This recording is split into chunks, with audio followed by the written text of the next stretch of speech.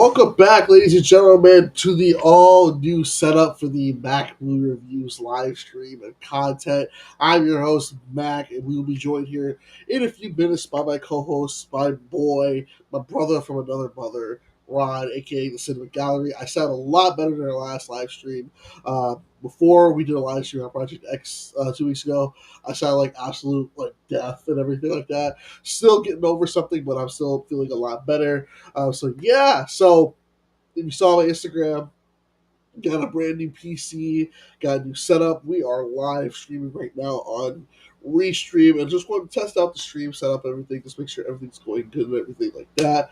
But we are excited because today's topic, this is kind of like a throw together a little last minute topic. We decided to go over. We are halfway through the decades of the 2020s. Like it is crazy to feel like that 5 years has already gone by. We've had a pandemic. We've had blockbusters, we had failures, we have franchise beginners, franchise enders, all this stuff. So we decided what better way to kind of do like a halfway point of the decade than by talking about films that fell under the radar. So when we mean under the radar, we kind of mean the films that are like the films that didn't get award nominations, the films that didn't get that much love and everything like that. So films that were good and they're right, but didn't get that much attention. So we're gonna go through a few films tonight. We're gonna have so much fun tonight. I know it, and everything like that. Let's just make sure that our homie gets the links and everything. But hoping everyone is doing good. Everyone's doing well tonight. So let me just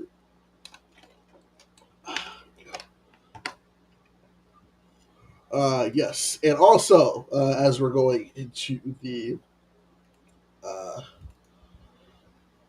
session like that, I do have an announcement regarding the 25 days of MMR Access. This is going to disappoint me a lot, so I will bring that up right now. Um, so let me just share my screen real quick. Here we go. All right. So unfortunately, this is just the announcement I kind of came together. Every year we do the 25 days of MMR Xmas. We I go through 25 holiday movies, properties, anything like that. Reveal for the entire month of December. It's a really fun time, but I want to say this year we're not going to do it this year, and it's not just for lack of trying. I really was starting to plan it. Then I got death in the family, and then came down with a really bad illness. So I really couldn't get everything coordinated the way I wanted to. Usually, with this type of stuff, I get everything planned at least a month or two at a time. And when I started playing everything, I didn't really have enough time to kind of like a leeway to get everything I wanted to be done in time. So the 25 days of our Xmas will be nothing this year. We're going to take a break this year. I'll still do something in terms of Christmas. I'm thinking about maybe doing a Christmas live stream. We'll figure that out what we're going to do with that. But, it is going to be sad. Maybe this year I'll do like a compilation video of last year's MMR Xmas. But, it's something where, we'll come back next year. We'll make it up this year for something. I promise. I promise. I promise. But no more feeling sorry for ourselves. Let's bring in the homie, the All Star. Rod, what's good, my brother? What's going on, man? Sorry I'm a little late, but it's good to see you, my friend. You too, man. You like to do setup. We're PC guys now. I'm a PC guy. I'm happy for you. When you sent me a picture yesterday or the day before, I was like, my man, upgraded. Yeah, so this is pretty good. I sent you the picture. I was like, okay, I gotta do a live stream, and you're like, bet, let's do it. And you came up with this topic. You said we should talk about films that have fallen under the radar Mm-hmm. in 2020. Well, because I feel like Mac, this decade. Well, I don't think it's nowhere near the quality of last decade. Mm-hmm. Like I still think the highs have been really, really high this year for like really, really great films. But I feel like the ones that there's still some gems, Mac, that we don't talk about enough, and like good movies too that don't get talked about enough. And I think we've even mentioned some here on the podcast on previous live streams before. We have, yeah. So we did come up with a criteria. So are we going to talk about most movies that are good underrated or bad underrated or both? Right. So yeah, we said I guess both really, right? We can do that. I think we said like they could not have been nominated for major awards or anything like that. Yeah, So nothing that's been because I think I do have some films on here that were nominated for Oscars, but like in the technical category. So I was like, okay, that's fine. yeah, But there's nothing on here on my list that's like nominated for Best Picture or anything like that. I, So I already tell you one of the films that when we were doing when I was doing like my list and everything like that, I was thinking about like shit. Okay, what are some of the movies? One of my movies was Judas and the Black Messiah, but I got nominated for Best Picture, so I said, okay, that doesn't count. Even though I personally think that's like one of the most underrated movies of the 2020 so far. you know, I remember watching that because that was during the day and date thing, right? HBO Max was doing for a while. Yeah, that's when they during so for all you kids out there, because good God, we're unks now. Yes, we uh, are, Mac. during COVID, HBO Max would actually do the day and day releases. So a film that was originally going to release in theaters the same day, what they would do is that they would release it in some of the theaters that were still open, but they would drop it on HBO Max like at 2 a.m. at night. So that's how I watched like Space Jam, Many Saints of Newark, um, Godzilla versus Kong, Tom and Jerry, and Judas and the Black Messiah. Wait, Tom and Jerry was on your list? No, no, I was just saying that like those are some of the cool movies. Okay, okay. No, no, I was like, maybe I should just hop off his live stream, Mac. No, no. Judas and the Black Messiah, Mac. That movie is so good. I do feel like it's underrated though. It is. Because even though it got nominated for Best Picture, no one's talking about it still. No. Because what won that year? Was it Nomadland? Yeah, it was it was Nomadland, yeah. I don't hear anyone talking about that movie still, Mac. I don't hear anyone. But I guess I'll start with me because I'll bring up a film that actually came out that year, and I mean, I call it underrated because I feel like that people don't get it now. Like I feel like that this is either you love this movie or hate it, and it's Tenet. That's on my list. Yep. Like I think Tenet was the first movie I saw back in theaters. Yep, I remember you told me that. It was October. It was Columbus Day, 2020, and we went to go see it. And I actually enjoyed it. Like it was a little confusing, but I was like, man, this feels really good to watch in theaters. I like John David Washington's performance. Robert Pattinson did a good job as well. The action was solid. I like the fight choreography, especially the airport fight when it was like, and it's like, I think that the problem was that Nolan wanted it one way and the Warner Brothers wanted it another way. Because wasn't it like Nolan said, I want this in theaters, and Warner Brothers was like, nah, we gotta do this on streaming. This will do better. Mm-hmm. And then that's kind of like, this was their breakup movie, right? Yes, this was their breakup movie because of the whole release strategy thing that Warner Brothers was doing. And it broke up a successful marriage because all they were doing was, pumping out W's together. And Tenet was number 5 for me on my list, Mac. So I saw this film. I watched it at home, so I bought the 4K Mac at Best Buy the day it released. I think I even pre-ordered it or something. Went and picked it up and watched it here at the house. Dude, that movie is awesome. And even just watching like in my theater room, I it's still one of those films, Mac. That and Godzilla vs. Kong, I wish I'd seen in theaters, but I didn't because of COVID and everything. But especially Tenet though, because this was basically his Bond movie. Agreed. This was basically his James Bond movie, Mac. And I get it can be confusing, Mac, but like I don't know. No one likes challenging his audiences, and when you really if you're actually focusing on the movie, it's not that difficult to understand what's going on. Mm-hmm. I will say, first watch, Mac, I was like the final battle, Mac. I was like, wait, hold on, what's that? Who's going forward and who's going backward? I don't know if you had that same feeling, Mac. The third act. Oh well, that's when people made a YouTube video where it actually compares the both scenes, where it's like the end fight to the beginning fight. Mm-hmm. So that's when I was like, okay, hold on, I need like a second viewing, and the second and third viewings do help, but this movie's real. Like you already said, the performances are great. I love the concept. The opening is amazing, Mac. The siege on the opera is amazing. I love that. I love the prologue. Someone else, Mac, who doesn't get enough credit for this movie either is Elizabeth Debicki. Yes, she was wonderful in here. She's a great actress, and I think I first saw her back. I can't remember the first time I ever saw her in a performance, but she was in a movie a couple years ago before this. She was in Widows, with Steve McQueen, and she was fantastic in that. She's a great actress, and I don't think she gets enough credit for her performance in Tenet. First time I saw her was in actually The Great Gatsby. Yes, I think that might have been the first time I saw her. Mac was Great Gatsby. That's right. I forgot she's in that. Yeah, she's Yep. great in that too. Well, yeah, Tenet's one of those movies that I think people say like this is Nolan's worst movie, which I don't. No, not Just by a no, long no. shot. No. This is definitely a movie where I feel like it gets better after every rewatch. Like I might actually rewatch it tonight. Nice. Like it is something where I feel like it gets better. It makes you think. This is definitely a performance maker for John David Washington because think about it. This is coming off Black Klansman, so he's still like. I mean, his career is kind of he's taken like not like a hit because he did that piano movie that was pretty good, like 2 years ago. That was directed by his Yeah. brother. The piano Um, lesson. Yeah, but he's had some rocky starts, but this is like another thing. I'm like, okay, this guy can be a leading man, and Robert Pattinson too. That was like one of the things. I'm like, okay, this is gonna be Batman. Let's do this.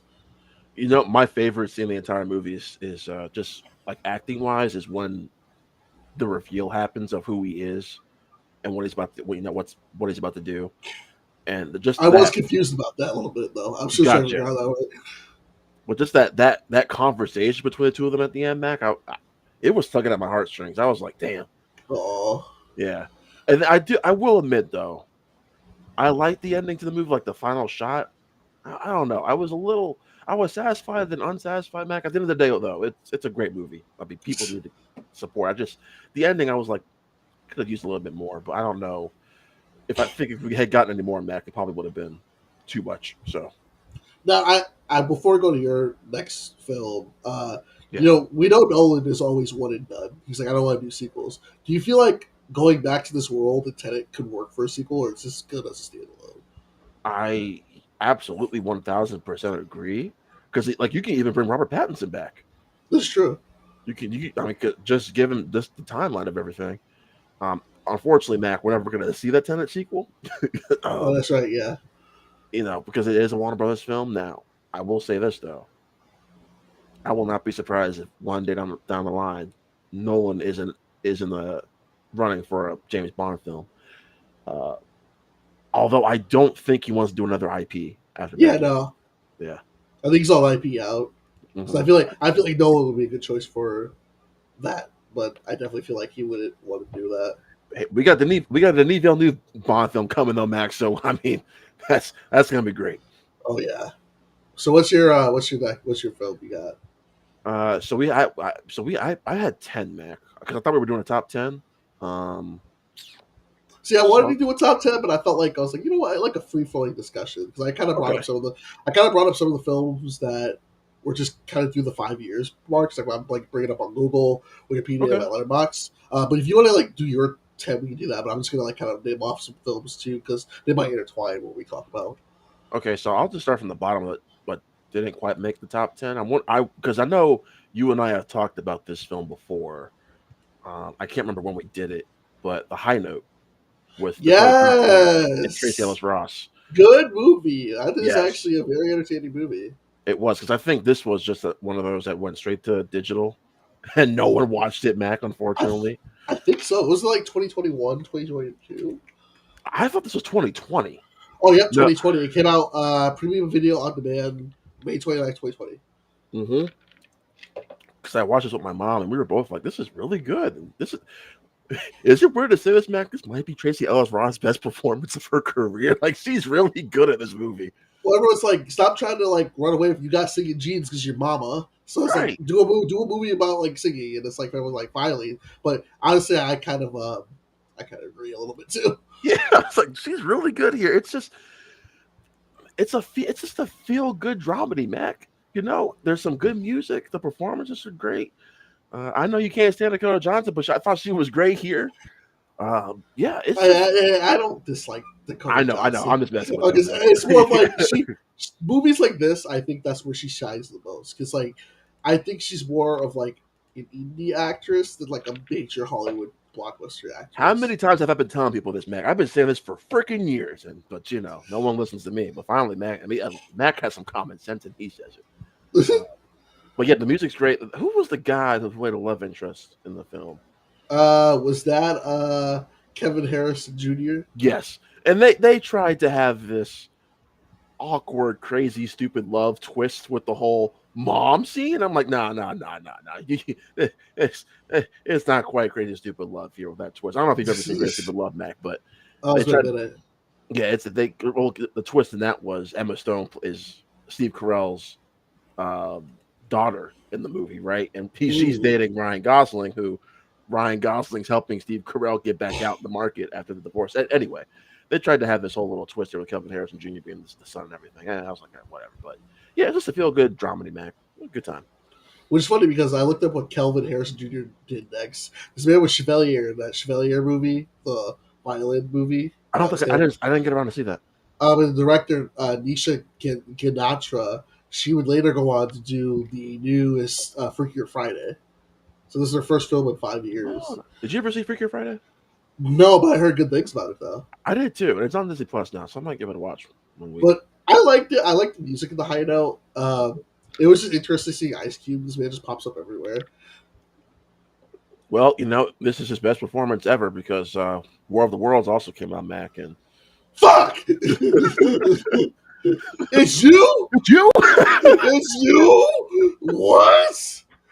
Oh my god. I will. How could you, man?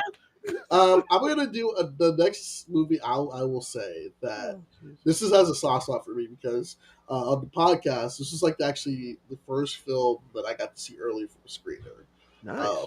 and it's actually really good. And it's gonna be Greenland with Gerard Butler. Made my list too. I love this movie, man. This movie.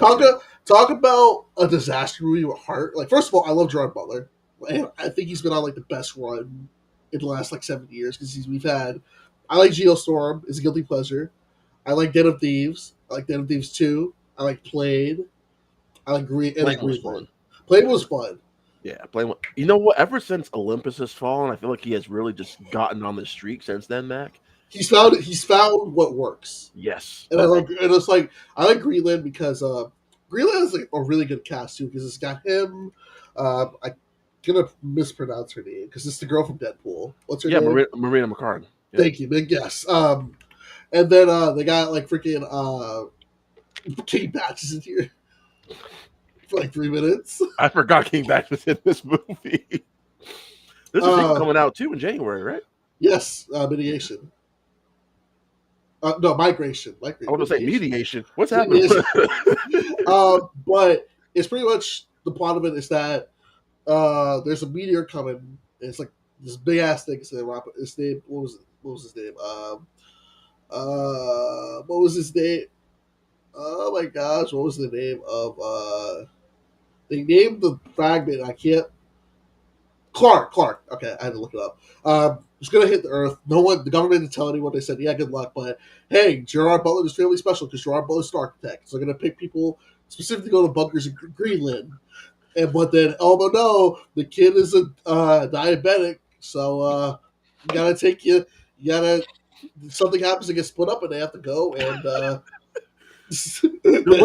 oh no, he's a diabetic. Well, okay. When it comes to these disaster movies, you're like, man, this kid's gonna make me like hate you because you always like these kids. But in a way, it's like the first disaster movie where you don't hate the kid. Yeah, it's funny. When I saw Greenland, you know what I immediately thought of, Mac? And it's funny, I don't hate this movie either. I actually kind of like it. I was like, I bet you Roland Emmerich's like, damn, this is what 2012 probably could have been. Shit. Yeah, no, this is what Moonfall could have been. Oh, please don't bring up Moonfall, man. Don't. Oh my god, the greatest thing of all times. No, Mac. Just a terrible, terrible movie. Oh my god. Like, I feel like with this movie, it's definitely like it has more heart. It is very depressing because it's like, it has always you're like, damn, like this shit's really the fact of like, oh, they're only saying to let people get in a bunker because like when the scene where the first fragment hits in Florida, like rip Florida gets wiped off the map. The first like 20 minutes of the movie, they're like that's what everyone sees. Like, oh, why'd you only get the alert and stuff like that? And you're kind of like, damn, like these people are gonna die. And it's like we're only following these big characters. And it's like kind of like a fight for survival because you're like you have to get to Greenland and everything like that. You kind of start to learn what's going on too. And just even like the last scene for them rushing to the bunker, you're like, holy shit, this is intense. Like, to pack all this in like a short amount of time was pretty good. They did a really good job with this. Well, that's what makes a great disaster movie, right? Is when you actually have characters you care about. That's true. It elevates the stakes. Like that's I do enjoy 2012, but I think there's just too much going on in that movie, Mac. Where I was like, okay, I can't really care about any of these characters. And the person that I did care about, they killed like halfway through the movie, which Oh, was the was it the president. pilot? Oh, president. Yeah, I like the pilot. It's yes, like I like the pilot too. Yep. Hmm. I I will say 2012 has like the best disaster scenes like of all time. Some yes, 1000%. Like that's how you direct disaster scenes right there. It's 2.5 hours long, and it did not need to be 2.5 hours long. It was basically Roland Emmerich's Age of Extinction, but better. You know, he almost actually directed the Transformers 4. Probably would have been better than what we got, Mac. That would have been the best thing of all time. It would have been. You know what though, Mac? I kind of want to see a Roland Emmerich directed Transformers movie. I do not. I don't. I wouldn't mind it. I wouldn't mind it. I'm scared. But like well, Greenland, I think Greenland like also too with Greenland, it actually does make you like you mentioned caring about the characters because like when you talk about the characters, it's already established like John Butler's character kind of fucked up because like it's like not like shoved in your face, but it's told that like oh he had an affair, so he was kind of like in a doghouse. Because even when neighbors looked at him like oh there he's back in the house and stuff like that, it kind of shows like you need to be like. And then even like the part I like the most, like my favorite part in Greenland is when they go see the dad. Yes. Yep. And who's that played by Scott Glenn. Scott Glenn. Um, he kind of was like saying like, listen, I don't care if you messed up. I don't care if you screwed up. Like you need to be a dad. You got to like step up, protect his family, and it really shows the thing of family. Like if Vin Diesel in this movie, he would have been like he would have skyrocket punched that meteor back into it. But and now it gets to the sequel, and it's been 5 years. We got the same director, we got the same writer. I'm hoping the next one's good too. So I like Greenland. Yeah, I hope so too. Because I will say the trailers haven't really impressed me, Mac. But we've all seen bad trailers of great movies, so I'm hoping to have some fun with this. Yeah. Okay, I'll go with my next one here. In the Heights, Oh, 2021's In the Heights, and it's weird, Mac, because I am not a musical person. But this was the same year that West Side Story came out. I feel like once West Side Story came out, which I love, Mac. I did love what Spielberg's take on West Side Story. But I actually I think I liked In the Heights a little bit I more. agree, and I don't like I don't like Lin-Manuel Miranda. Yeah, I'm not a big fan of his either. I'm not. He's hit or miss with me. But what I liked about In the Heights, Mac, even though this is a definition of musical. Like there's barely any dialogue here, Yeah. Mac. It's a lot of singing. But I think you know what it is. It's just that there's a joy to this movie that is not in West Side Story. I feel like that feeling of community, identity. The one of the few times Anthony Ramos gives a performance and it doesn't piss me Oh, off. you're not an Anthony Ramos fan. But I'm a hit or miss with him too. Like you know, he really got on my nerves in Ironheart a lot. Well, I I don't had blame him for that. I just blame that show as a whole being shit. well, the show's not shit, but he's shit in it. But anyway, the music set pieces too, Mac, here are really really good. Yes. Some and the music I think just edges out West Side Story. And I just felt the story relevant than West Side Story. It sucks because this movie made no money in the box office. No. It made none. It's a 2.5 hour musical. No one's gonna go sit through that, Mac. No one's gonna sit through that. You say musical in 2.5 hours? Yeah, that's gonna turn a lot of people off. But yeah, I just thought the representation was great and the performances were. It's just a fun, enjoyable film. So yeah, In the Heights. It's actually interesting too because I'm not a fan of Crazy Rich Asians that much. Oh, I love Uh, that movie. That's a great but movie. it is kind of crazy that like that is a good director choice. They got John M. Chu Uh-huh. to because it seems like he knows how to do this type of movie. And I thought the cast was pretty solid in this, and it has moments of like like Jenny the Heart, especially the farewell song, the Oh, grandmother song. I was like, damn. that And I hurt. remember I Yeah. watched this during when I worked at my old job in the parking lot. I was just in the parking booth watching this movie, and when that thing came on, I was like kind of tearing. I was like, damn. And then it has moments where it'll break you down and make you cry, but it'll also have moments like this because I was shocked because I'm a Brooklyn Nine-Nine fan. So when I saw my girl in the movie, I was like, yeah, hold up, come on. I was like, oh my gosh. I was like, yes, yes, yes. Oh no, here we go. This is my favorite line of the music song.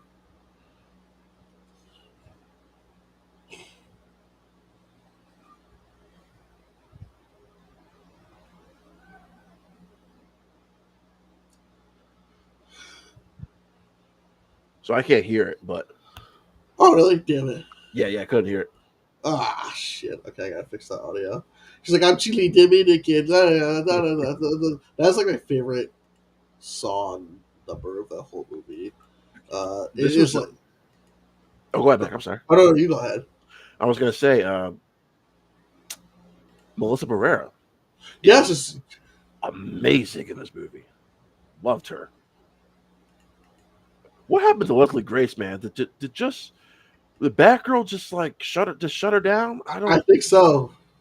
because she I thought she was gonna take off after this, Mac. I really did. Let's see. I just want to test the audio real quick. Let me see. Let me know if you can hear. Also, share time. Okay. Let me know if you can hear this. Cuban, my dad is I from can hear it Chile now. and PR, which means I'm Chile, Dominican.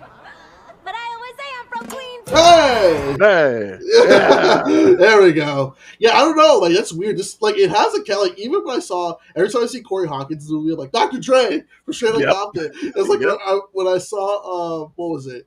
The new 24 with Jack, the new 24 reboot. Oh, I dude. was like, Oh. you didn't like that? So you have to understand, Mac. 24 means a lot to me. That's one of my all-time favorite shows. That's like top 5 for me all time. Uh, Uh, that show was a disgrace to the 24 to Jack Bauer's legacy. uh, However, that show was not Corey Hawkins' fault. no. It is not his fault. It's just they do nothing to support him in that show. It's a very basic show that I was like, what? Who made this? What is this? Um, it just made it very hard for me to believe that Jack Bauer existed in that world because. But anyway, yeah, But he's a good actor though. Good actor. I'll move on to my next movie because you mentioned Anthony Ramos. Oh no. And I'm talking about a movie that didn't make money at the box office, but damn it, I loved it. That's Transformers: Rise of the Beast. I In knew you were 2020. gonna say that. Fuck you! I love this movie. This movie is like, if you're a Transformers fan, this movie was like hype because we got the beasts, the primals. We got Optimus Primal. You had Ron Perlman. You had Unicron. And I'm not gonna lie, Peter Dinklage can't voice act for shit. Wait, what's that? Peter Dinklage can't voice act for shit.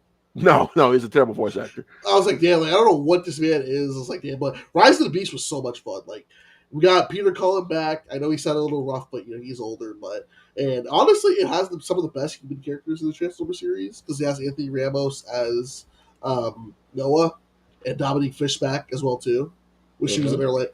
And even like the Transformers, you had like Ron Perlman, Peter Dinklage, Michelle Yeoh was in it. Pete Davidson. Pete Davidson actually gave like the best performance of his He was career. great. I love Mirage. Mirage actually is like a really fun character.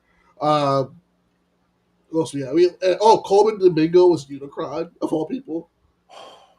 Coleman Domingo will never, ever, ever disappoint. No, Yeah, but it was good. It was good. I love Rise of Beast. It was a fun summer action movie. It's just sad because this got like just swallowed up by Oppenheimer and Barbie because it came out in May, and by like a month, everyone like didn't even see it or forgot about it. It didn't make any money at the box office either. well, I think there's more to it than that, Mac. I think Michael Bay's last 2 Transformers movies killed that franchise. Yeah, because the Bumblebee didn't do well either. No, And it Bumblebee's didn't. good. And that movie, yeah, he's one of the best. And Transformers 1 also deserved a hell of a lot more than what it got too. That's one of the best Transformers movies. Also, I have fun with Rise of the Beast though. Rise of the Beast was fun. And it gave us something that I pray to God that we can get because I will give you context. So we had no idea going into the scene Nope. what was going to happen.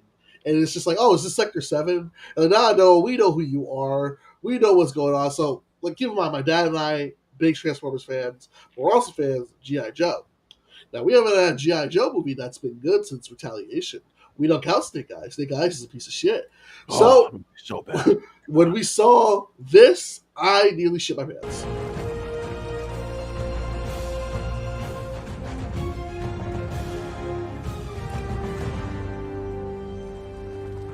G.I. Joe. Ah! Yeah. And we're never going to get it because they said, yeah, this ain't making no money. So a report came out, I want to say a month or two ago, that they were going to do an animated series on the Transformers and G.I. Joe crossover.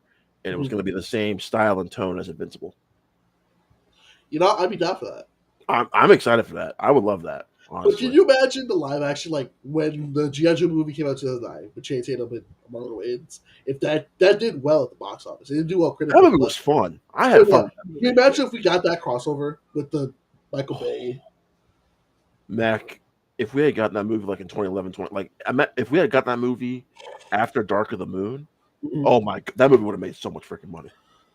Oh my god, that movie would have, like, if we had gotten that instead of Age of Extinction, Mac, we're talking about that kind of a movie making 1.4, 1.5 million. I think that movie would have done some business because let us not forget, Age of Extinction made over $1 billion. Yes, for some reason. Overseas, I think China had a lot to do with that, Mac. Because we love this shit. Yeah, we care what you damn Americans say. We love this shit. But yeah, I pray to God we can at least get this followed up because Rise of Beasts, pretty entertaining. It's an entertaining film. I think they're gonna reboot the franchise eventually. I think they're gonna try again. Because I think everyone kind of thought too Michael Bay was gonna come back and direct one. Well, I thought the report came out that he was actually there thinking about bringing it back. So I think he's in discussions on developing. They haven't said if he's actually going to direct it or not. So, if we were going to any kind of Transformers movie though, Mac, bring back the OGs, bring back Shia, bring back Dumel, bring back Tyrese, bring them all back. Even Megan Fox. Megan Fox ain't gonna be anywhere near this shit. Can I also shout out another movie before you go as well too? Absolutely, go ahead, Mac. Yeah. So this came out the same year as Rise of Beef. This came out earlier in the year, and I want you to guess. It is based on a popular game, not a video game, but like a board game. A board game? Or I'll say I saw tabletop before people kill me in the comments. You said it's based off a board game? Tabletop board game. And it came out when? In 2023? Yep. A tabletop board game? Yes. Hold on, give me a second here, Mac. It is from Paramount as well too. Oh shit! Yes, because I saw this movie early. Dungeons and Dragons. Yes, Dungeons and Dragons. Listen, okay. Marketing did not help this movie at all. No, marketing F this movie. Because I swear I thought this movie was gonna be shit. So I took what was it, my cousin and some friends. We went to go see this early. It was they were doing these early screenings across the country, Mac, like a weekend or two early. And that theater was packed, and I'm like, Dungeons and Dragons? Okay. Mac, I'll tell you right now, that was one of my favorite theater experiences of that year. I had an absolute blast with this movie and I think it all has to do with the writing. Yes. And this cast was casted perfectly. Chris Pine is a leading man, and this is one of those movies that shows you why. Michelle Rodriguez is great. Regé-Jean Page is great. I hate this guy so much, Mac. He gets on my nerves, but even Justice Smith was fun. Even Justice Smith was good.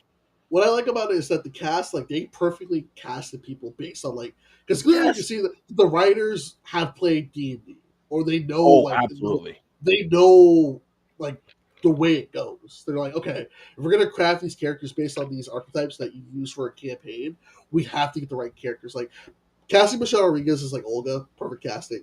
Justice Smith as the like weak wizard is like perfect, and Chris Pine as a charismatic but sometimes idiot leader is even better. Mm-hmm. And 'Cause like I it honestly, is awesome. go ahead, man. No, I'm sorry. No, I'd say it was awesome. That's it. Because I thought Chris Pine was going to play the exact same type of character he played in Star Trek, and I was like, I don't want to see that again. But no, I kind of like that take on him, that he played. But I will say this: there is a cameo in his movie that I did not see coming, and it was perfect. That Bradley Cooper cameo back was awesome. Wait, was he? Did he do a cameo? Yeah, you know the Bradley Cooper cameo? Oh, that was him. Oh, I didn't know that was him. I was trying to figure out who that was. Yes, he played the Michelle Rodriguez's wife or husband or Ex-husband. yeah. What the hell? I did not know that. Yeah, because everyone was surprised when he showed up. I'm like, wait, what? Well, I think it's funnier because they're like the running joke of like, oh, you need to let your ex go, and you just see like this tiny die. And it's like, okay, so Michelle Rodriguez's character has just a thing for little guys because even at the end when they're getting the medal, she saw like the little guy. She's just like, I was like, oh god. Like, and you mentioned too, the writing in this movie is absolutely hilarious because my favorite part, the jokes in it like are they're not in your face, but they're like my favorite joke in the beginning is when he's like, "Where's Jonathan? We really need him to have the story." And you're like, if you know who he is, that's why I like it. This movie is made for people. If you don't know D&D, it'll get you into D&D. But if you do know it, you know the characters started talking about. It makes it even funnier. So like, if you don't know D&D, it's like, why is Jonathan so important? And he sees like a big ass bird, and he's like, "Yeah," and they jump out the window. But the cherry on top is like, "Well, we approved your pardon." And like someone, I think, so I have friends that play D&D, and they said that this movie is basically like a campaign of like everything you plan. Like that scene where like you plan this good escaping the game master's like, "I would have approved your pardon. You're good. You don't need to do all this stuff." And even like Hugh Grant as a villain is another good casting. He is entertaining as all hell. I hope one day it's ever going to happen, Mac, because Paramount just, once the film doesn't do too good, they kind of just forget about it. I do hope we get some kind of follow up because this was just too much fun. This was way too much fun. They said they're open to do a sequel if the budget is lower, and they're willing to do a spin-off television series. Also, shout out to Regis Page as Zedek the Paladin. Oh, I loved him. He was great. The part where, like, what's it? So, if I'm not mistaken, what's the part where they got the helmet and he was on the beach? Like, there he is. He keeps walking. Like, he didn't hear him yell cut, so he stepped over the rock and yep. walking in a straight line. Oh, Mac, you're right. This film had $150 million budget. Damn. Yeah. They got to cut that. The worst part is that this came out like this released March, which I didn't think like but remember, Mac, that was the month of everything was coming out. Creed, that's right. Scream, John Wick 4. So it was like it's like this film was probably going to be the one that wasn't going to do too well because I mean you're going up against a John Wick movie, a Scream sequel, and another Creed film. The odds are not in Dungeons and Dragons' favor. I wish it came out in like January, February. I think it would have done like even better. 1,000%, it would have done better. But I kind of like that TV show idea. That could be, with Taylor Sheridan kind of going away, Mac, to Peacock. Mm-hmm. And at the end of the decade, Paramount is going to need some Paramount Plus will need some flagship stuff. Why not Dungeons and Dragons? That's true. I think that it has a fan base. It's only gotten popular throughout the years. That's what I'm saying. Plus, we'll be done with House of Dragon by then, we think. We'll need some kind of big fantasy show. Mm-hmm. So I don't know. I kind of like that idea. All right, so I'll go with 2 Disney films, Mac, that are underrated. One you're not going to agree with me at all, and that's fine. Another one you might agree with me on. I'm not sure how you feel about this film, so I'll go with the one you don't agree with me on first. But people need to understand how much I love this franchise and what this franchise means to me. I love The Lion King so much. I know. That was 2019. That's 2019. That's 2020. No, the I'm not talking. Mufasa. Yeah, I'm talking about Mufasa. Oh, But I'm not talking about 2019's Lion King. I'm just talking about the original. 1994's Lion. Yeah, I'm talking about the Okay, original Lion King. Excuse me, from 1994. That movie is perfect in my opinion. But it is in my top 5 favorite films of all time. I adore it. I have seen the play. I have played Mufasa for a summer camp thing, and this franchise means the world to me. I even love the direct DVD sequels. Mac, The Simplest Pride was a lot of fun. yeah, Lion King 1.5 was a lot of fun. yes, I haven't watched those Disney Channel shows though that they came out with. I refuse to watch those. yeah. Um, You don't need to. but 2019's Lion King, not great. There's some redeeming things in it, but not great. Mufasa though, Mac, I love this movie. This was great for me. This kind of gave me everything that I wish 2019's did, and they made one big correction, Mac, which I'm so glad they did. They actually gave the lions faces some emotion. Mhm. They Uh, fixed the 2019's mistake. yes, they fit. That was the big mistake from 2019. Um, Soundtrack's not as good though, Mac. The soundtrack wasn't as good this movie. And Ben, I remember when Ben and I reviewed this film last year. We talked about the one thing I wish it did not do. Why did they give Pride Rock an origin movie? Well, yeah, Why? everything needs a origin story. Yeah, like why? However, what works here, Mac, the relationship between Mufasa and Scar, or sorry, not Scar, because he's not even Scar for 99% of the movie. Uh, I forgot his actual name, what he goes by for the majority of the movie. Mac, remember that character's name?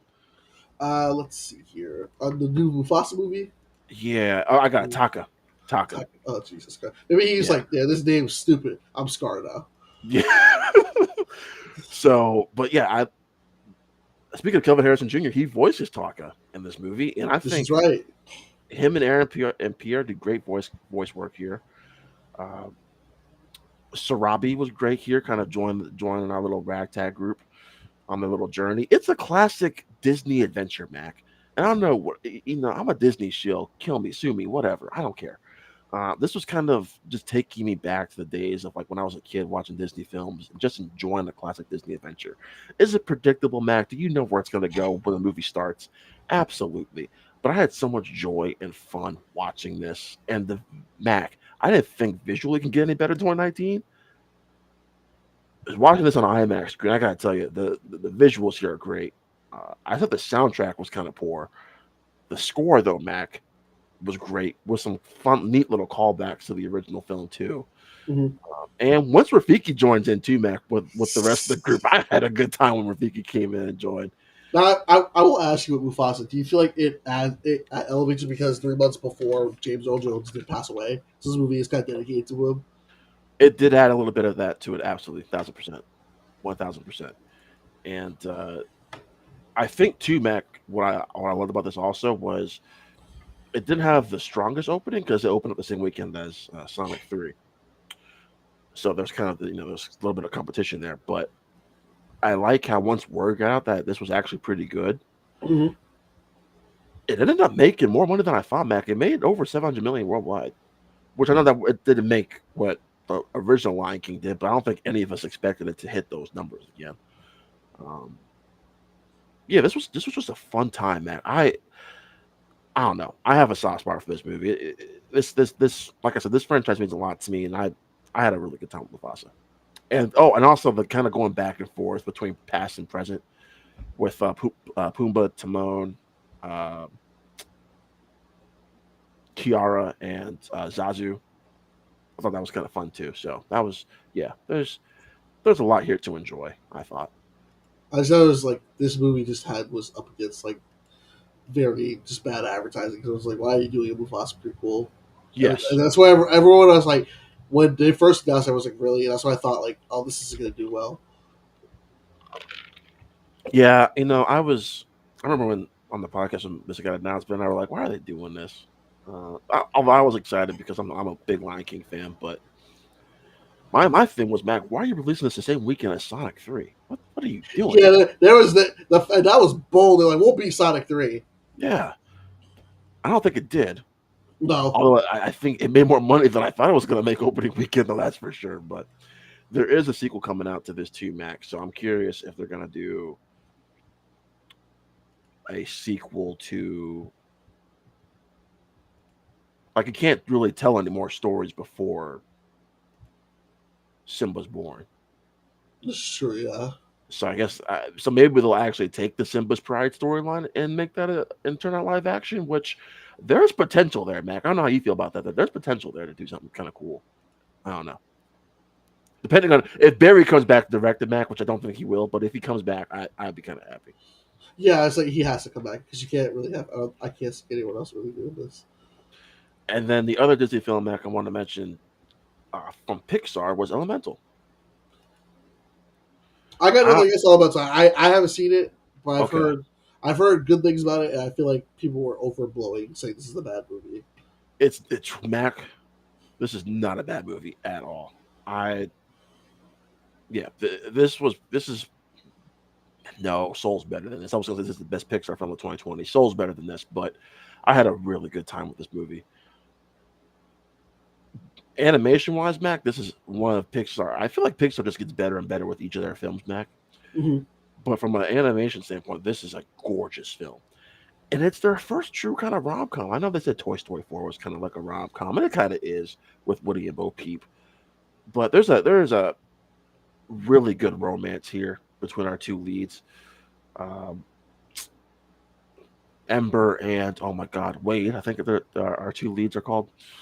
There's a really good romance there. It's a good immigration story as well, Mac. Hits on some really good emotional notes.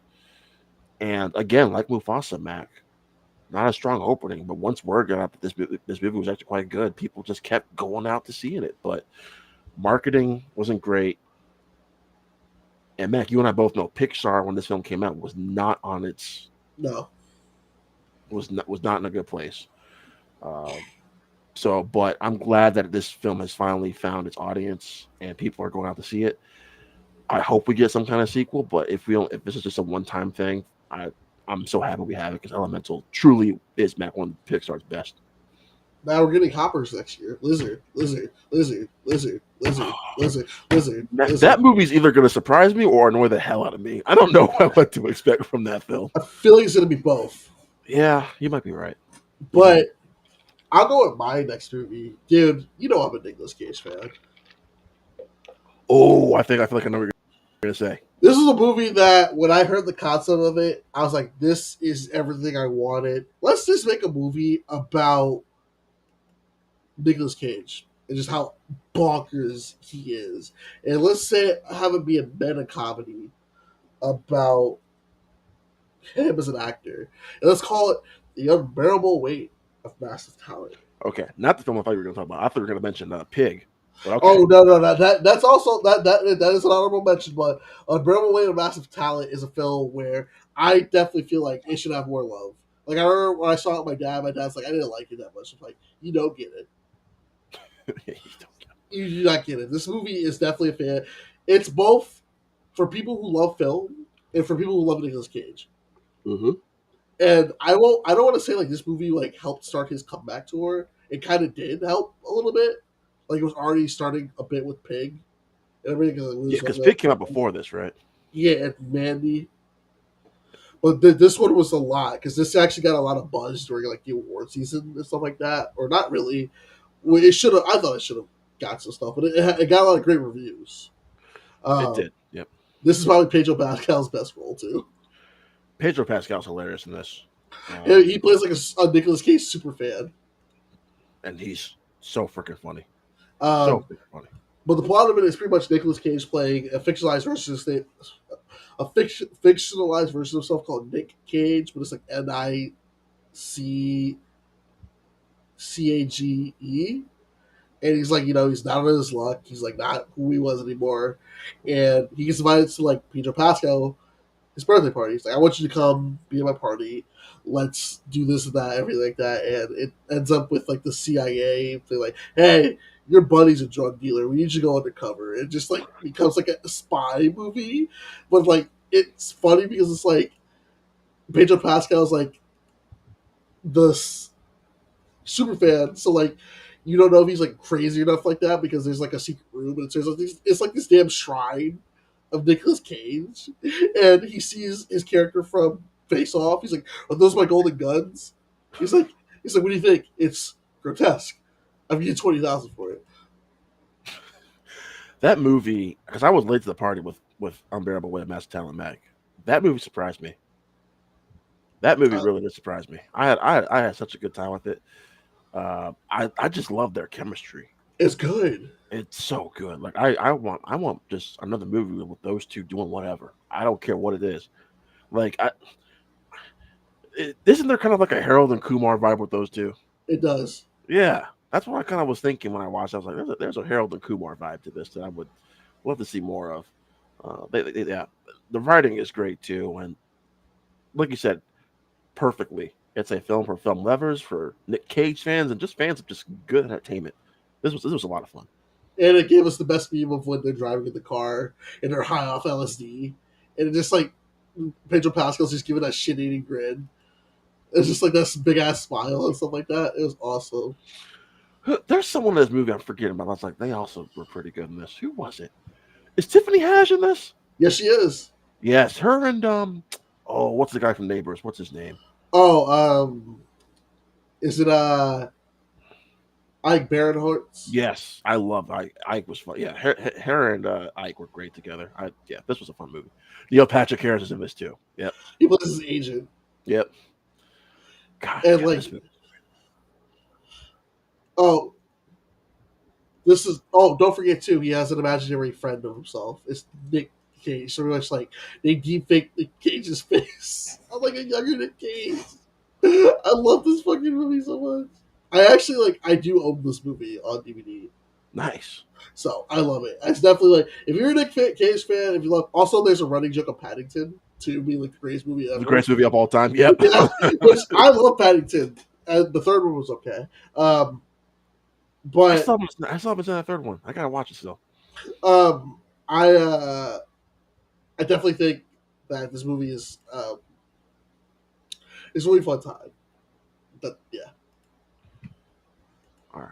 So I'm trying. I was gonna start getting into my top 10 here, Mecca films that are in my top 10. I got into one of them, but I'm gonna say one more film that's in my honorable mentions because I feel like it's gonna be in yours too. Okay. 9 Days. What's that one? You haven't seen 9 Days? 9 Days. Winston Duke, Zazie Beetz. I could have swore we talked about this movie before, Mac. Oh yeah, we did talk about it. I didn't watch it, but I remember we talked about it. Oh, I was Dom. That's right. It was Dom. Okay. Okay, so I'll be quick here with this one then. I don't want to spend too much because I thought you had seen it. 9 Days is what an emotional roller coaster this was, man. I actually saw this in theaters, and it was in theaters for like literally 7 days. it came and it went back in theaters, but this you want to talk about a heavy emotional time at the theater, Mac? Look no further than 9 Days. This film wrecked me to my core. Winston Duke, you want to talk about a performance that probably should have been nominated for an Oscar? This is the performance. So freaking good. This is Soul for adults. That's what you told me. Yeah. Yeah. He's literally interviewing souls to go down to Earth. But it's done in a even more mature way than what Soul is. And he develops this thing with Zazie Beetz, who also probably should have been nominated for Best Supporting Actress for this movie. And there is I don't want to get into it. Let's just say there are candidates you get introduced to: Benedict Wong, Tony Hale, Bill Skarsgård, and they all kind of bring their own, I want to say emotional baggage, but there's something to each of these characters where even when some characters get denied the chance to go to Earth, it still hits you. I keep thinking about this scene with him and Tony Hale that really just broke me. I was like, oh my God, that's so sad. And Mac, please do yourself a favor and go see 9 Days when you can. It is, I'm not gonna say it's gonna change your life, but it really is one of those special films that you gotta watch, man. You just gotta watch it. What has Edson Oda done since then? I was trying to figure out what he's done because I looked him up like a year after I saw this movie, Mac. And I don't think he's done anything. I'm looking. Yeah, no, I haven't seen anything since 2020. Like he made this and it was like, all right, I'm done. deuces. Yeah, like okay, because like he doesn't even have a Wikipedia page. No, He just made 9 days and was like, I'm out. Almost like it was a passion project for him. And then he said, you know what? later. Later. Like you can't find. Like it was. All we know is that it was produced by Jason Michael Berman. But that's it. So I hope he comes back and does something else, because that man can make a movie. I bet you Kirsten's seen this one too, Mac. Another from my honorable mentions. I don't know if you've seen it. The Assistant with Jennifer Garner, or not Jennifer Garner, Julia Garner. Julia Gardner. I don't think I've seen this though. This is about the. She plays an assistant to a Harvey Weinstein type character, Mac, Mm-hmm. and it's really all the performance. It's really all the performance. Yeah, she plays an assistant at a film production company, but the character is very much like a Harvey Weinstein type, and it's just really it's interesting because you never see um, the boss at all. Like I think maybe you hear his voice a few times, but you never actually see him. And it's just day. I think it takes place over a day or two. It might take place all in one day, but it's just basically just about her. Yeah, her daily duties at this in this department and the uncomfortableness when she has to deal with certain situations. It's very unsettling. But if you want to know how great of an actress Julia Gardner is, watch this and of course watch Ozark because she's fantastic in Ozark. Have you watched Ozark, Mac? I've seen bits and pieces of it. Okay, yeah. Look, she's great in both these. So watch. Oh, and Matthew McFadden's also in this too. So Oh, yeah, watch these. Watch 9 Days first, though, Mac. But this was right up there too as films. Like you really want to watch just for the performance. So yeah, 9 days or 9 days. The Assistant. And yeah. 9 days, two little indie films that everyone should go check out. I know you little indie film goblin. What's that? You little indie film goblin. Hey, listen. I feel like this decade, Mac, there has been a lot of good indie films that just no one has seen. That's true. All right, I guess I'll take one more, Mac. I'll try to find a big one here. No, I won't. This film is bigger than the previous two films I talked about, Mac. But Okay. the Fallout with Jenna Ortega. Oh, I don't know if you had a chance to get around to watching this, but I did not. Megan Parker's a director who also directed last year's very underrated My Old Ass coming of age story. Now, the Fallout, Mac, is a much heavier subject matter. This deals with the aftermath of a school shooting. Oh, Yes, and the toll it takes on Jenna Ortega's character. This is the best thing Jenna Ortega, in my opinion, has done. I know people want to talk about Wednesday and all these things. No. Watch the Fallout uh-huh. and then come back to me when you want to talk about Ortega's best performances. I actually had a chance to see his Mac at South by Southwest Festival virtually a year before this film even came out, and I was like dying to see this again. I only had a chance to see it once at South by Southwest, but I was like, God, I need to see this movie again. It left an impact on me, man. I was like, holy crap. Everything from her performance to the music to its exploration on grief and friendship. It's a real movie, man. Like everything about this is real. Nothing about this feels manufactured or anything like that. It's a very honest and real film and so much heart to it. Great teen drama. That the writing here too, Mac, it's very honest. So go watch The Fallout. And the person, the actress who plays Jenna Ortega's mom here, Modern Family girl, Julie Bowen is here too, and she's great. So Ooh. yeah, watch the Fallout, Mac. It's a good. You gotta be in the right mood though. Gotta be in the right mood for this. I'll give a shout out to a film that I actually like too. And this is actually a film that I felt started Channing Tatum's like kind of come back to relevance, and that's Dog. I haven't seen Dog. Dog is such an emotional movie. It's like if you like dogs, it deals with stuff like PTSD, loss, kind of like and the dogs and love and compassion. Like this is a very good movie. It's very emotional. Okay. Pretty much just about Channing Tatum. He is a former vet. He comes home. He really has trouble adjusting back to life, civilian life. Somebody from his squad dies and he's killed in action. So his dog, he has taken to the funeral. So it's like a cross country trip with them learning to bond and everything like that. Kind of like showing how not only Channing Tatum has PTSD, but the dog has PTSD as well too. Um, and it's really good. It's like it has its moments of comedy, but it has a lot of deep moments. Like there's a scene near the end where Channing Tatum is having like a seizure in his hotel room, and the dog kind of helps comfort him in that moment. It's like, oh my god, it does get. And then the scene too, because it shows that the dog has PTSD with the gunshots. When they're giving the gun salute to the Marine, he kind of comforts her, like it's okay and everything like that. It's a really good movie. I think he actually helped write this, if I'm not mistaken, or not write it. He was a producer. Okay. Let me see real quick. But I remember it came out in 2012. No, in 20. Oh, not 2012. 2022. He was a co-director with Reed Carolyn.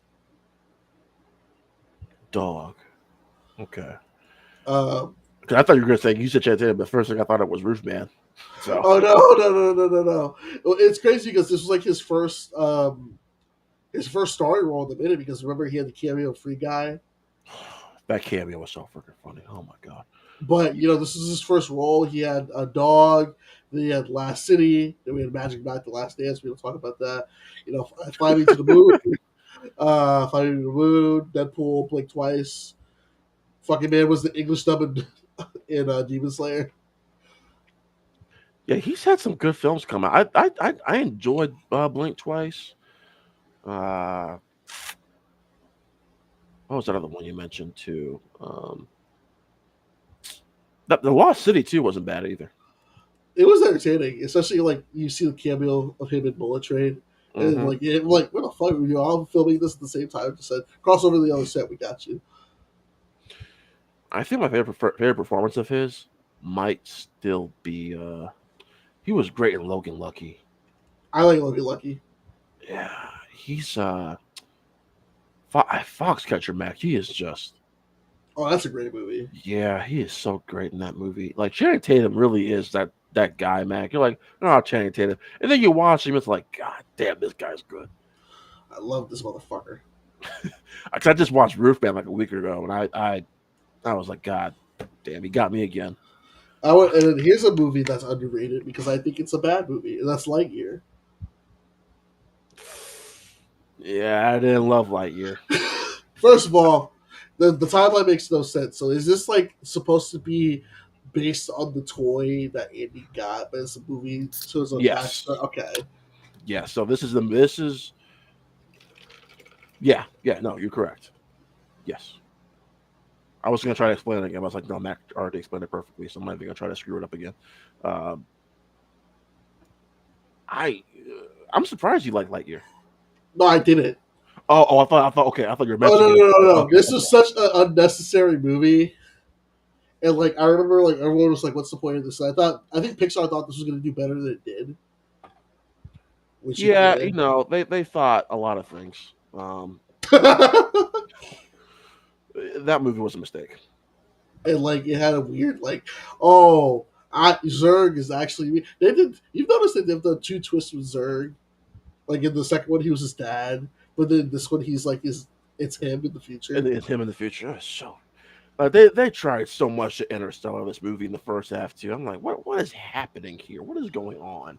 And it's funny because like the first 30 minutes, Mac, I remember watching him. I'm thinking, why does everybody hate this movie? This is really good. Oh, This is why everyone hates this movie. Okay. Yeah, this movie's not good, Mac. Yeah, that movie's not good. Yeah, I don't get it. I don't get it either. I don't get What it either. about you, my man? Uh,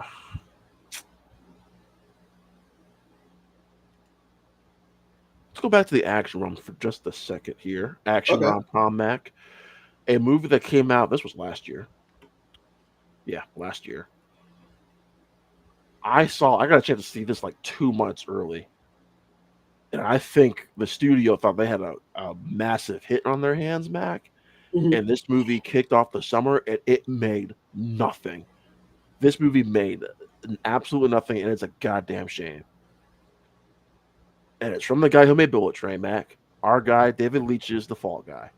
Oh my god! Oh, I love that movie so much. I was sad when I seen this on a box. I was like, "Oh, we're fucked." Yes, that's exact. Because I saw this either late, yeah, in February, so I had to wait months to see this again. And for the life of me, Mac, I do not understand why not enough more people didn't go see this. I do not get it. Mac, explain this to me, Mac. Why people didn't go see this? I think this is based on a show Yes. back in the day, which is about stuntmen. There's Mm-hmm. been a big thing with stuntmen that really pushed them to be main focus. I agree too. I think the marketing of this movie is really what killed it because I don't think people really knew what it was about. Mm. I think it didn't do a good job of like it did a good job of like seeing like what the story is going to be, but it didn't do a good job of like really. I think people thought it spoiled it when you're like, oh, this is what happens. He found him dead, stuff like that. But there's like more to it with it, and maybe just people didn't think like a Ryan Gosling led movie would do well. I guess so, man. Which is why I'm nervous about his new movie next year, which looks amazing, by the way. Mm-hmm. What's it called, Matt? What's it called? Oh, Matt, and it's the Lord of Miller movie that's coming out next year. Oh, Project Hail Mary. you probably, yeah. That looks amazing, by the way. I don't know if you've seen the trailers for that new trailer that I came hope out. it's good. I do too. But yeah, Mac, I'm thinking Gosling, Emily Blunt action movie. No brainer. This can make 400 or 500 million, Mac. Right? I don't even think Uh, it crossed. I don't think it even crossed two. what Fall Guy? Yeah. Let's see, Fall Guy. It made 181 million out of its $150 million budget. Damn shame. This is a fun movie, Mac, and it's hard. It's got a lot of heart. It's a great rom com. It's a great action movie. It's hilarious. It's got a fantastic cast. It's got old school filmmaking. It's just there is so much to love here. It's a movie about movies, which these Yes. are sometimes can work, sometimes can't. And it Oh man. sucks because the Fall Guy is like it is genuinely entertaining. Mhm. It has a stacked cast too. And I was like, man, I promise you, when I saw it back in February, I was like, this movie right here is gonna make bank. This is the perfect movie to kick off the summer. Boy, was I wrong. Agreed. Boy, was I wrong. But that month also was just a weird month too, because Furiosa came out, tanked. Planet of the Apes came out, tanked. Garfield movie came out, wasn't good, and it didn't make enough money at the box office yet. We're somehow getting a sequel to that. Yep. That was a weird. That last year was a weird summer, Mac. It was just a weird summer. It makes me sad because like it's definitely something where we had more unique ideas, and I feel like the Fall Guy was a one and done thing, but I felt like it would have made people be like, okay, let's be more experimental with the movies we make. Yeah, and just like with the stunt casting too, Mac, I thought it was a great love letter to all the stunt men. I damn shame this movie. Shame on all y'all who didn't go see this. Great soundtrack too. Oh, Grace, love the soundtrack. Shame on Uh, all y'all. Shame on all y'all. the next movie I got is actually a movie that came out right during COVID, and when Ooh. Stranger Things is back. Why not talk about him, Joe Keery, with his movie Spree?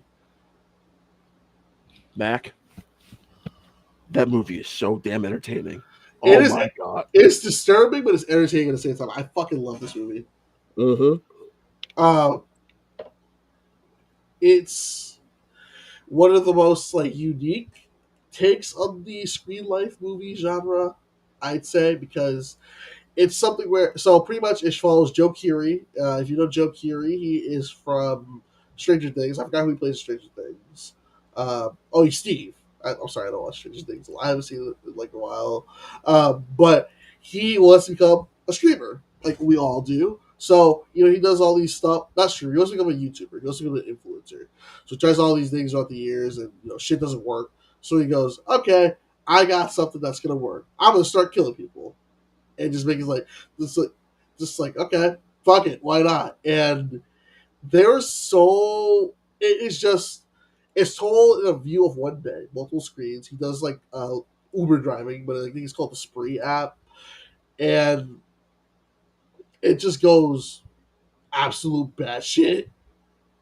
Um, it, Rod, what do you think about Spree? So I've only seen it the once, but I remember watching it, Mac, being like, "Why am I enjoying this so much? I really shouldn't be liking this at all." Like it's because it's dark. This is a Yes, dark movie, I just this movie starts and ends, Mac, with this conversation with Joe Keery. Like if he's not as batshit as he is this film, this movie doesn't work at all. I love the premise though. It's just an interesting. How do I put this? It's that movie that you watch, like you can get with some friends and watch this and just be like, "Holy shit! Why is this effed up movie so freaking entertaining?" I wish, Mac, I there's a part of me that wishes that this movie was in theaters, just because being with an audience watching this, I feel like would have been one of the best theater experiences of the year, just because of how crazy Joe Keery is in this. and it gets like back. So his ways to start killing too, because he starts off with just like poison bottled water, Yep. and it just gets more outlandishly batshit, batshit. Like he runs people over, he drills someone's eye in, he kills his old kid he used to babysit. Which oh my god, what is his name? Oh my gosh, what is this kid's name? Because he's actually he's he's a Viger. He's like, hi, I'm Jared. I'm 19. I don't know how to fucking read. That's him. Who are you talking about? The kid, Bobby. I think it was Bobby. Yeah, Bobby. Josh, Bobby Oh, Basecamp. Bobby Basecamp. Yeah, yeah, yeah, yeah, Yeah, yeah, yeah, I yeah. didn't know it was that kid. And then because he's like he kills him. And I think what makes this movie like kind of funny is the comment section when he does this shit. People just going fake. Oh man, people's like, man, that's the most accurate fucking comment section I've ever seen in my life. Because shit would be going down, and people would be going, fake. This ain't real, and stuff like There, that. there's something scary about it too, because at the end, of course, when he gets his comeuppance, I won't say what happens to him, but there's still that segment of people who kind of root for him still. Like, yeah, I'm like, Yeah, and it also ends with them. I took all this footage and we're making a Spree movie, oh God. but it's definitely a movie where it's like it makes you think. It's like shit. This is are we going towards this for cloud chasing? I kind of want to rewatch this now, Mac, just because you brought it up. Yeah, I want to rewatch this now. I might watch this like later on tonight. I was gonna watch Strangers Chapter 2 after football, but I might watch Oh, Spree instead. why? Because Mac, I don't know. I don't know. I'm gonna put myself through that. I don't know, but I didn't cross it off my list before end of the year, so eventually I'm gonna get around to it. Is it my turn? Yep, you go ahead. All right.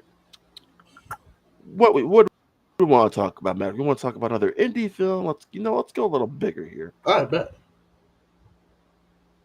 Ah, yes, the lone Marvel film on my list, Mac. Black Widow. Only I know. I'm surprised. I only have one MCU film on this list, Mac. I'm Black. actually proud of myself. Well, listen, Mac. Madam Web is underrated for many, many, many reasons. Um, Mainly for the villain. I mean, Thanos level type tier villain. No, I'm kidding. Mac's gonna hit me for this one too, but I don't care. I will defend this movie till I die. Eternals.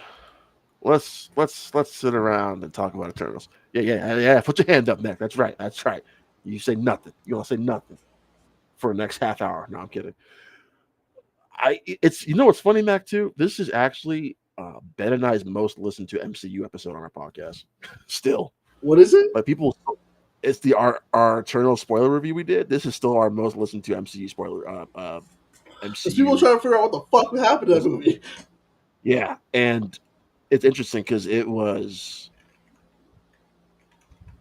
myself, Ben, Zach, and one of Ben's friends. We had two people who were for it, and then two people who were against it. So it was kind of like this fun little back and forth of like, why Zach and I loved it, why Ben and his friend Roman didn't like it. Mac, when the MCU, when we're long gone, and if the MCU is still around, which probably will be, this will probably still be the most divisive entry in the entire MCU for sure. I agree. It's Eternals. Let me ask you this though, Mac, before I go on. What did you like about Eternals? It was very stylish. Some of the performances weren't bad. I think that the idea of introducing these pretty much android type like synths into the MCU was pretty interesting, and kind of exploring more into the cosmic realm of it. It kind of makes them a little bit flexible to put them into the MCU somewhere. I think there are some ideas in the movie that could work, that did work. Yeah. So for me, Mac, it's interesting too, and I'm not putting in this category when I say this, but we were at this point where people were looking for something new from the MCU, and we get it, and people were shitting on it. Like I said, I'm not putting you in that category because you actually have valid reasons for why you didn't like it, but I know you see those people back who are just shitting on it just for, we want something new from the MCU. Well, this didn't feel like the MCU. Well, what do you want then? Like what? And you bring in Chloe Zhao, who it gives us this. It's a bold story, man. Like this is bold storytelling. It's a nearly 3-hour epic, spanning centuries. Telling the story of this, like you said, these sentient beings or these androids, whatever you want to call them, who have been living on Earth for, like we said, centuries. And I will say this, Mac. There are points in this movie where I'm like, you guys have been here for this long. Where the hell have you guys been? Hey, listen, they couldn't interfere because they weren't the what were the villains called in Eternals? Was it like the Deviants? Yeah, there wasn't. Yeah. Thanos was the deviant, so we couldn't interfere. I'm like, okay, Loki, New York, okay, fine, all right, fine. Ultron? No, we're not. We don't want to get involved in Ultron. How about Thanos? Y'all don't want to interfere now either. Y'all don't. Mac, we have this purple giant who wants to snap half of the universe into existence, but now we ain't doing that shit. No, we good. We all good over here. How about Hydra, Mac? Shit. Nothing. Listen, we ain't dealing with that shit. Okay. And I thought the film, for the most part, sometimes gave away good explanations of why they didn't interfere, but then there are other times I'm like, it's something where bullshit. The problem with it, because Eternals writing sometimes it's downplaying, because like to make a film like this that's explaining these all powerful beings, and it's like the first thing you're gonna be like, where were you, and to be like, well, we couldn't interfere because of stuff like that. That makes it like very like, okay, that's a very cop out way to say we couldn't interfere. Right. But for me, Mac, why I truly love this film is, one, the performances are all stellar, especially Kumail Nanjiani, loved him. Angelina Jolie, Barry Keoghan. Oh my God, Mac, why am I freaking our lead's character? Why am I Gemma Chan? Oh yes. All great. I think the entire ensemble has great chemistry with one another. I think score-wise, Mac, this is actually my second favorite musical score in the MCU. I think the score here is beautiful. Visually, it is Marvel, I think, still most striking film to date. Up there with like Infinity War, James Gunn's Guardians films, just visually just striking and really leaving an impact.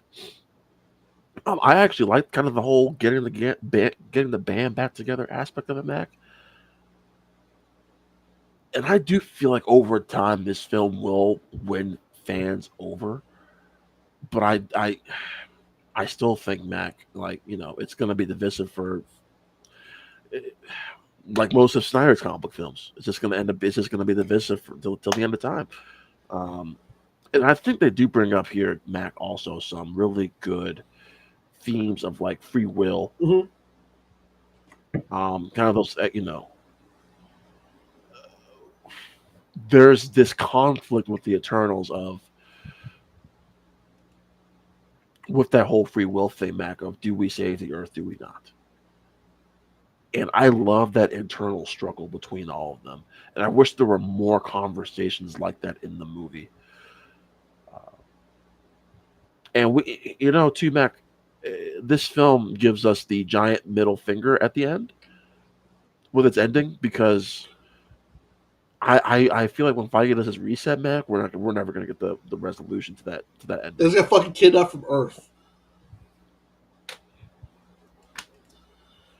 Oh, and by the way, we still have an Eternal running around Earth as well. No, she lost her powers. Or it took him to Captain America: Brave New World to figure out this big ass headed hand that's sticking out of the fucking ocean. Yeah, let's solve that. Not in an Eternal sequel, but in a Captain America movie. Yeah, let's. I don't know, Mac. I truly do love this movie. For me, it was really emotional. It's still entertaining, but it's something deep and it makes you think. There's that giant Like, freaking no one brought that up for like 4 years. This big ass hand in Vegas, like, oh no, it has vibranium. You know what's funny? They bring it up once, but it's an Easter egg in a show that no one liked, She-Hulk. Oh really? I forgot which episode it is, but if you look it up, Mac, there's actually a reference to There's actually a reference to the Celestial in She-Hulk. Oh, I forgot what episode it was, but they do bring it up. I think below it too was like I think there's like a Wolverine Easter egg or a Easter egg to Madripoor. So, but yeah, they bring it up very briefly in She-Hulk. But yeah, it's look at that. Look at Sam Wilson too, man. Look at that image of Anthony Mackie. He's like, the fuck? Yeah, we're gonna have this resolution in my movie? Really? Well, don't forget, Eternals also has given us this end credit scene. Oh, don't bring it up. Oh my god. Sure you're ready for that, Mr. Whitman? If you don't, let's replay it for the people in the back. Do you recognize that voice? Oh my god. Sure you're ready for that, Mr. Whitman? Now, if you don't know what that was Mahershala Ali as Blade, because Kit Harington's character is the Black Knight from the comics. This is like very obscure character, I'd say. Like, it is connected to like the Midnight Suns and everything like that. But they're like, hey, there's Mahershala Ali as Blade. We ain't getting that shit. Yeah, Mahershala Ali's so done with this franchise. He went off into the Jurassic World movie. I mean, goddamn. I mean, really. How do you fumble the Mahershala Ali back that bad? Well, you know. How do you? That one I am going to put on Feige. I'm putting on Feige. I love Feige. I'm putting Feige on blast for that one. How do you screw that up? And it's the whole, oh, the script's not perfect. Really? So the script to Thor: Love and Thunder was perfect. Yes. I like how you did. Yeah. Yeah. Yeah. I got nothing. Yeah. It was because it's like, well, here's the thing. Easily, Feige was like, well, it's quality. We're focused on quantity over quality with this, and Blade was like, well, you see, Blade isn't hard to do. It's an immortal vampire hunter. That's all you gotta do. If you can do this in 1998 with Wesley Snipes, you can do it in the 2020s with Mahershala Ali. Yep. Like, I feel like he's gonna show up in Doomsday and be like, oh shit, that's right. All right, but I probably got time for two more. Yeah, okay. All right, two more. So I will say, here's one that is fucking terrible, and that's the Tom and Jerry movie.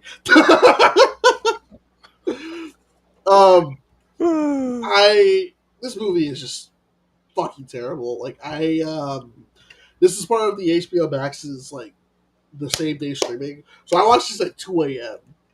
and I Wait, we're talking about terrible movies now. We're talking about underrated films. What are we doing? Here? it's underratedly bad. I just want to talk about it. I was just very like, Oh, okay. no, Okay, I'm okay. good. I'm letting Oh, it's so bad. It's, yeah, it's okay, I get it. Okay. Yeah, I'll even throw in like Space Jam because I don't think we hated on it too much. Oh my Mac, how bad was Space Jam? I remember Jeez. I watched that, and I remember my girlfriend at the time. She texted me was like, "Have you seen the new Space Jam yet?"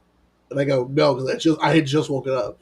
And she goes, "Oh my god, you're in for a treat." And I watched it. I was like, "What the fuck is this?" So I did. My sister and I actually went to go see that in the theater. Oh god, Holy shit, that was terrible, Mac. Oh my god. And you know, it was just so bad. I think the entire audience was just laughing at just how bad it was. I haven't had a lot of theater experiences like that where the film is just so bad people start laughing at it. Mac, that movie is awful. Truly. And LeBron James, really? Really? That's the best you got? yep. After he listen, I love that the movie Trainwreck, Mac, the Judd Apatow film, he's actually really good in that movie. Oh, he is. And like, yeah. And I say porting role. You're asking LeBron James to lead a film. Please. My God. I mean, listen, I never really wanted a sequel to Space Jam in the first place. Space Jam is great on its own, man. Mm-hmm. This is why we're never going to get a Space Jam 3 or nothing like this. This is why Looney Tunes is at where it's at right now. LeBron James ruined Space Jam. Well, ruined Looney Tunes. But my favorite, I'll go like serious, but here's another underrated gem. Rod, this film is personal for us because I think we talked about it. It has scenes like this, which makes it fucking hilarious. Performance made me unsafe. Oh my God. I voted for Trump. Twice? Twice. If you don't know what this movie is The Blackening. Came out in 2022. Now I'm gonna say I thought this movie was like, okay, this is probably gonna be something where it's gonna be like what's the movie? Oh, like a haunted house or just like stupid shit like that. But when you watch it, this movie is pretty much a love letter to like horror movies. Like all the horror movie tropes of like, oh, black people in a horror movie like this. It's pretty much This movie is genuinely hilarious, back. Uh-oh. great. Oh, okay. It's funny, great writing, great performances, and like I said, if you're a horror movie fan, all the tropes. If black, you know the tropes too, which is even funnier. Hold on. I'm looking up this Tim Story thing. I'm looking up his filmography because I think he might be right, Matt. This might be the best thing he's ever done. He said one of us. Best South Park for that first Fantastic Four film. Oh, me too. Yeah, he did Tom and Jerry. Okay, no wonder because Mac, I think you're behind. Yeah, no wonder because I'm like, yeah. No, I think I lost you for a second, but you're back now. Okay, the timing's back on now. Yeah, you were lagging for a little bit. Okay, you know what though? That first Think Like a Man movie was actually pretty good. I had fun with that Think Like a Man movie. It was entertaining. Yeah, it was. Oh, he did that taxi movie with Jimmy Fallon. I forgot about that. That movie. I've never seen that. It's bad, man. It's bad. Yeah, you know what? Just from a quality standpoint, Mac, you might be right. I think The Blackening is his best movie. And then yeah, it's kind of sad. It is. God damn. But that's probably because the writing is pretty strong too. Did he write this also? No, he did not. No, okay. Well, that explains everything. Okay. It was written by Tracy Oliver, who, let me see. Tracy Oliver has helped co-write Misadventures of an Awkward Black Girl, The Neighbors, Survivors Remorse, First Wives Club, Harlem. She's also done Girls Trip. Okay, well that's Barbershop, The Next Cut, Trip, Little. The Sun is also a star, and then The Blackening. Well, Tracy wrote Girls Trip, and Girl Trip is, I don't care what anyone says, Mac, that movie's freaking hilarious. I love it.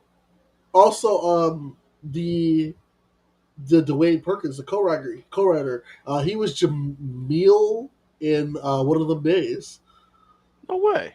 I love that movie. That movie is like probably one of the best movies this year. Okay, I'll add that one. One of them days underrated this Yes. year. It is generally a funny movie, but Yes. The Blackening is hilarious.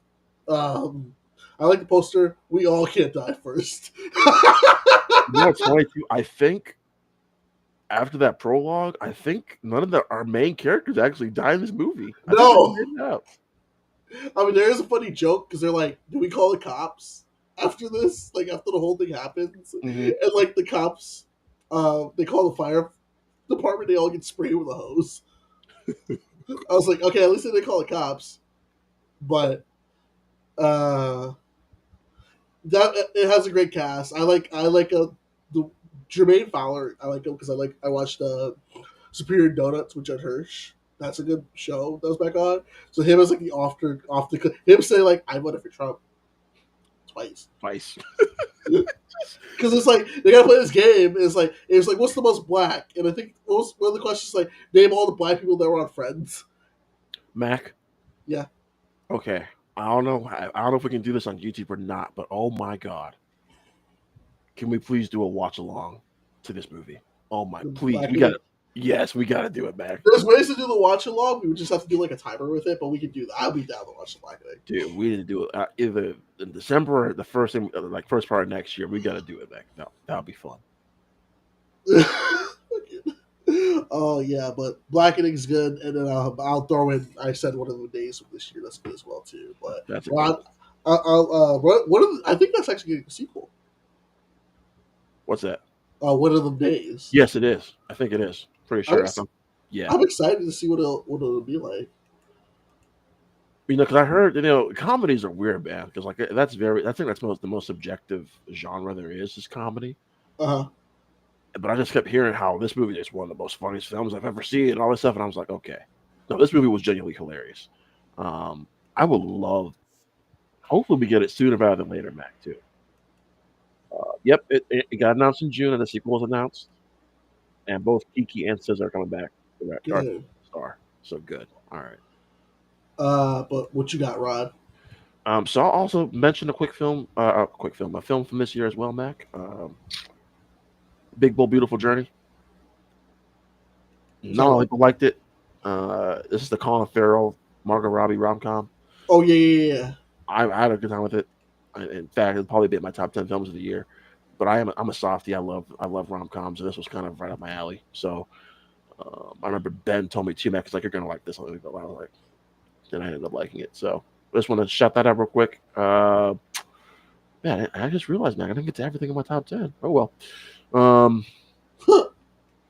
We Live in Time. Also, speaking of rom-coms, this was great. The Andrew Garfield, Florence Pugh, A24 movie. Oh.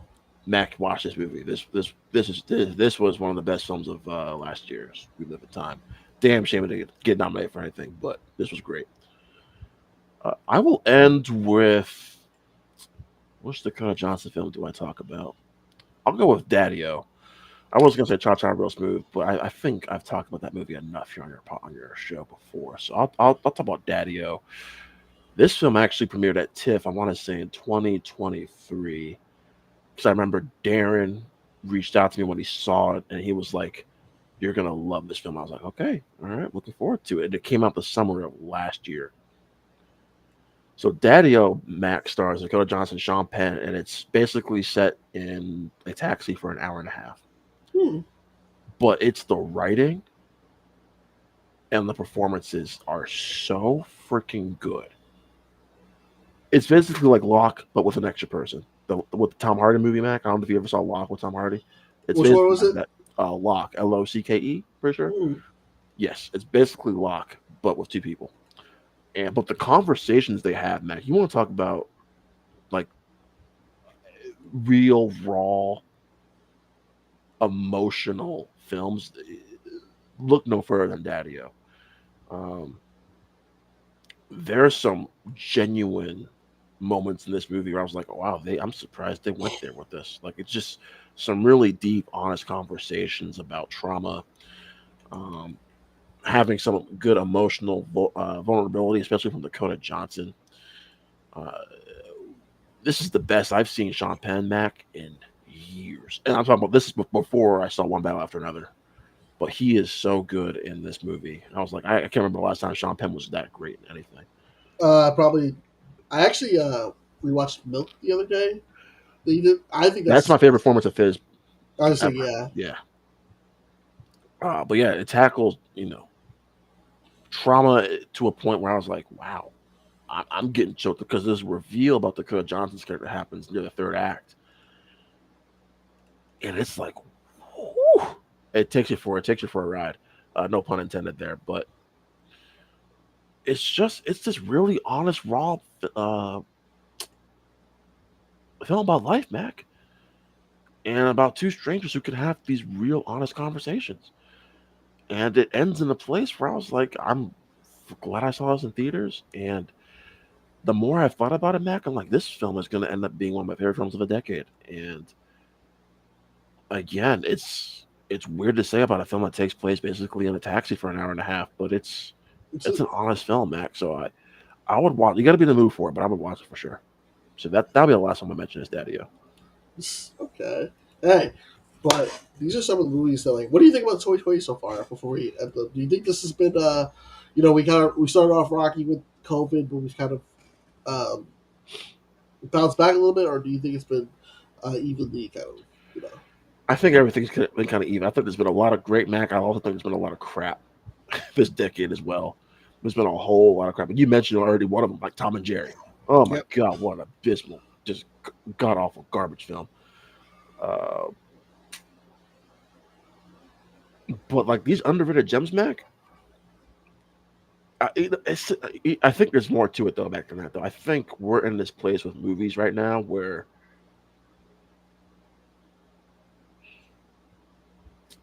the industry as a whole is just.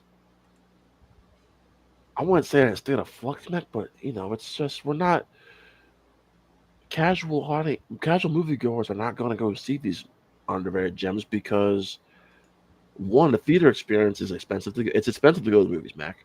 Yes. Two, theater etiquette sucks. Mm-hmm. Three, people are only going to the big event films now. I mean, look at this weekend. I mean, it's we got Wicked and Zootopia, but those are big event films. We just had the October just suffered its worst box office month since 1997. And there were some quality films that came out in October, Mac. So I don't know. I feel like, Mac, we're in this weird state with movies right now where, yes, to answer your question, like 2020s, it's been a good year or a good decade, but I wouldn't say it's nothing like what we got in the 2010s, Mac. But I think we were kind of spoiled in the 2010s because I feel like that decade was just littered with great movies. So and seeing how the decade's going to, because we already have some films that are, we already got some releases lined up for the rest of the decade. Do you think this will be some of the things that will be helping that with it, or like we got the Avengers, we got some Mummy movies, we got some big events films too? Do you think it'll change the course of it, or will you think that this could be telling going into the 2030s? So it's funny you said that because I was just talking about this a little bit with our mutual friend Zach earlier today. He brought up Michael, because we're doing a Michael Jackson movie next year, and we're both like, that's guaranteed to hit $1 billion, guaranteed. Okay, I think. But Mac, if we go into next year and films like Michael and Avengers don't hit what we expect them to hit, that's gonna be very telling. Hey, Avatar will be here no matter what. Let me ask you this honestly, Mel Mac. Like, do you think Avatar is gonna hit $2 billion again? Yes. You do. Because listen, it's a thing where people are gonna be like, "Oh, who's gonna want to see this?" Blah blah blah blah. But people said about Way of Water, and it made $1 billion. Way of Water was great. I will say this, Mac. The marketing for Fire and Ash has been terrible, but the trailers have done nothing for me. I think it's more of a thing for people who are just curious, because it's like, what is gonna happen? So I guess it's the thing of like, what's gonna happen next. I don't know why. I feel like Jay's been more secretive about this film than his previous two Avatar films for some reason. Only thing I've heard, he said he'll stop making movies if this one flops.